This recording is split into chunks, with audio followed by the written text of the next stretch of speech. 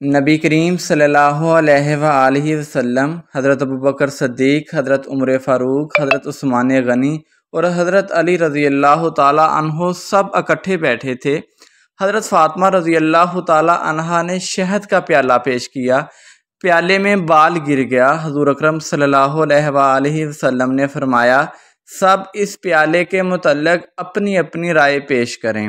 حضرت جبرائیل علیہ السلام حاضر ہوئے اور عرض کیا، بسم اللہ الرحمن الرحیم۔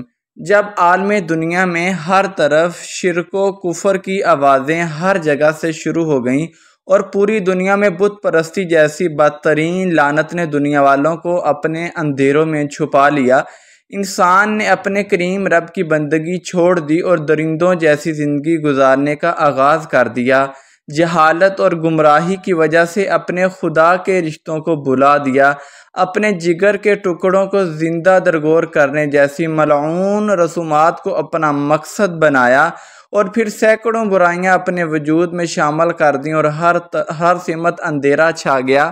اس وقت اللہ تعالیٰ کی ذات کو انسانی ذات کی حالت پر رحم آ گیا اور اپنے محبوبوں پر گزیدہ پیغمبر محمد صلی اللہ علیہ وآلہ وسلم کو دنیا کا آخری پیغمبر و ہادی بنا کر دنیا میں انسان ذات کی رہنمائی کے لیے پیدا فرمایا۔ جب نبی کریم صلی اللہ علیہ وآلہ وسلم نے اپنی زبان اطہر سے اپنے پروردگار عالم کا پیغام لوگوں تک پہنچانا شروع کیا تو ہر طرف سے آپ سرکار کو لوگوں نے اس پیغام سے روکنے کی کوشش شروع کر دی، اور جس شخص نے آپ سرکار کے پیغام کو قبول کیا اس پر مصیبتوں کے پہاڑ گرانے شروع کر دیے اور طرح طرح کی اذیتیں دینا شروع کر دی، لیکن یہ شمع رسالت کے پروانے، آسان نبوت کے چمکتے ستارے، بستان نبوت کے مہکتے پھول، آفتاب رسالت کی چمکیلی شعاعیں اور آغوش نبوت کی پروردہ ہستیاں اپنے آقا پر اپنی جانیں، مال، اولاد قربان کرنے کے لیے تیار ہو گئے، لیکن آپ سرکار کے دامن کو چھوڑنے کا تصور بھی نہیں کیا۔ اس وقت رب کائنات نے ان مقدس ہستیوں کے متعلق ارشاد فرمایا، ترجمہ، یہی وہ لوگ ہیں جن کو اللہ تعالیٰ نے ہدایت دی اور یہی عقل والے ہیں۔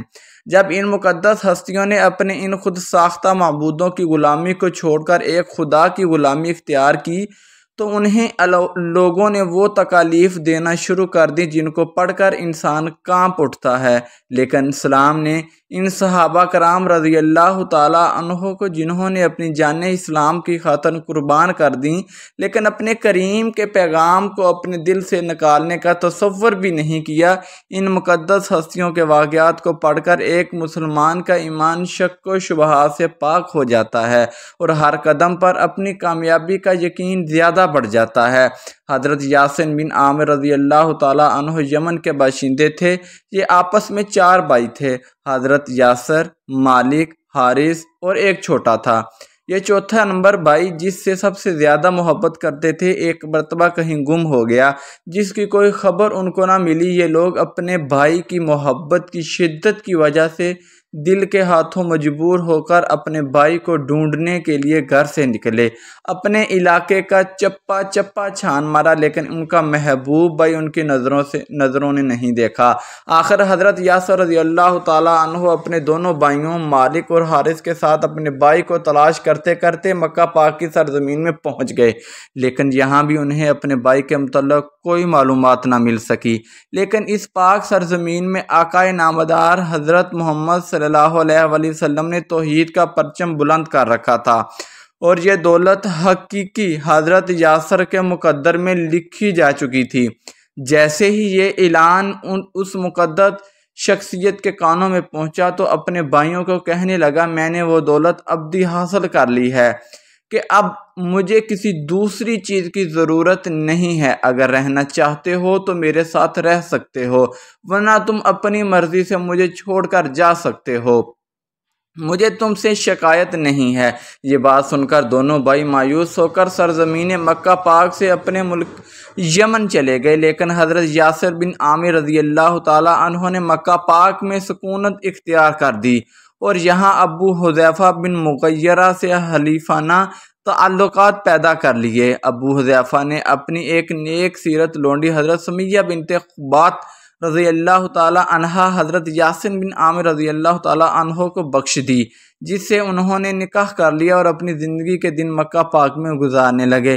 بالآخر قدرت نے حضرت یاسر اور حضرت سمیہ رضی اللہ تعالی عنہا کو ایک خوبصورت و سیرت بچہ عطا فرمایا، جس کا نام حضرت عمار رضی اللہ تعالی عنہ رکھا گیا۔ یہ مقدس بچہ آگے چل کر اپنی سیرت و صورت، کردار و گفتار و عشق رسول میں جل کر تاریخ اسلام کا ایک مستقل لعل بن گیا، جس کی سیرت و عشق کے واقعات پڑھ کر انسانی عقل دنگ رہ جاتی ہے۔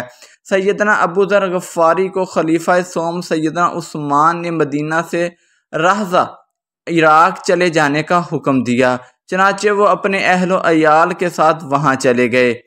32 ہجری کے ایام حج میں ربضہ کے تمام لوگ بیوی بچوں سمیت حج کے لیے چلے گئے۔ ابو ذر غفاری کے ساتھ صرف ان کی بوڑھی بیوی اور ایک بیٹی موجود تھی۔ اسی دوران آپ مرض الموت میں مبتلا ہوئے۔ جب نزاع کی حالت طاری ہوئی تو ان کی اہلیہ رونے لگیں۔ ابو ذر نے نحیف آواز میں پوچھا کہ کیوں روتی ہو؟ اہلیہ نے جواب دیا، آپ ایک ویرانے میں دم توڑ رہے ہیں، نہ میرے پاس اتنا کپڑا ہے کہ آپ کو کفن دے سکوں، اور نہ ہی میرے بازوں میں اتنی طاقت ہے کہ آپ کی ابدی خوابگاہ تیار کر سکوں۔ ابو ذر غفاری نے فرمایا، نبی پاک نے مجھے بتایا تھا کہ میں صحرا میں وفات پاؤں گا اور مومنین کی ایک جماعت میری نماز جنازہ میں شریک ہوگی، تم باہر جا کر دیکھو۔ آپ کے ارشاد کے مطابق مسلمانوں کی کوئی جماعت ضرور آتی ہوگی۔ ابو ذر کی اہلیہ ٹیلے پر چڑھ کر انتظار کرنے لگیں۔ تھوڑی دیر بعد چند سوار نمودار ہوئے۔ جب قریب آئے تو ابو ذر کی زوجہ نے کہا، بھائیو، قریب ہی ایک مسلمان سفر آخرت کی تیاری کر رہا ہے، اس کے کفن دفن میں میرا ہاتھ بٹاؤ۔ قافلے والوں نے پوچھا، وہ کون شخص ہے؟ جواب دیا، ابو ذر غفاری۔ ابو ذر کا نام سنتے ہی قافلے والے بے تاب ہو گئے اور ہمارے ماں باپ ان پر قربان ہوں پکارتے ہوئے ان کی طرف لپکے۔ یہ لوگ ابو ذر کے پاس پہنچے اور انہوں نے بسم اللہ رسول اللہ کہہ کر جان آفرین کے سپرد کر دی۔ فقیہ امت سیدنا عبداللہ بن مسعود نے آپ کی نماز جنازہ پڑھائی اور پھر سب نے مل کر اس آفتاب رشد و ہدایت کو سپرد خاک کر دیا۔ ایک مرتبہ نبی کریم صلی اللہ علیہ وآلہ وسلم، حضرت ابوبکر صدیق رضی اللہ تعالی عنہ، حضرت عثمان غنی رضی اللہ تعالی عنہ اور حضرت عمر فاروق رضی اللہ تعالی عنہ، یہ بزرگ حضرات حضرت علی رضی اللہ تعالی عنہ کے مکان میں تشریف لے گئے۔ اس مبارک مجلس میں سرور کونین صلی اللہ علیہ وآلہ وسلم اور چاروں خلفائے راشدین موجود ہیں۔ حضرت علی رضی اللہ تعالی عنہ اور ان کی زوجہ حضرت فاطمہ الزہرا مہمانوں کی خاطر تواضع کرنے کے لیے ان کے پاس جو سب سے بہترین چیز تھی وہ پیش کی، ایک شہد کا پیالہ لائیں۔ وہ خوبصورت اور چمکدار پیالہ تھا۔ اتفاق سے شہد کے پیالے میں ایک بال گر گیا۔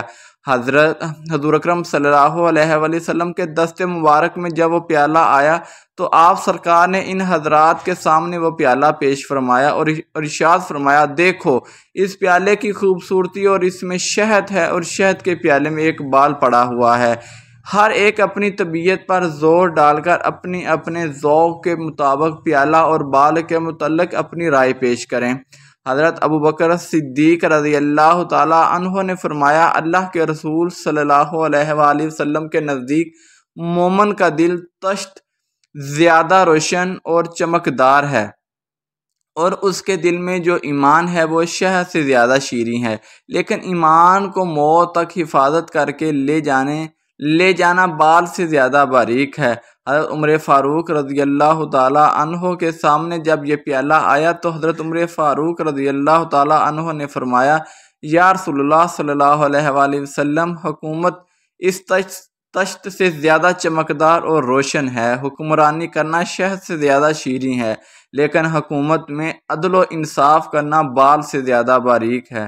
حضرت عثمان غنی رضی اللہ تعالی عنہ نے فرمایا، یا رسول اللہ صلی اللہ علیہ وآلہ وسلم، میرے نزدیک علم دین تشت سے زیادہ روشن اور علم دین سیکھنا شہد سے زیادہ شیریں ہے، لیکن اس پر عمل کرنا بال سے زیادہ باریک ہے۔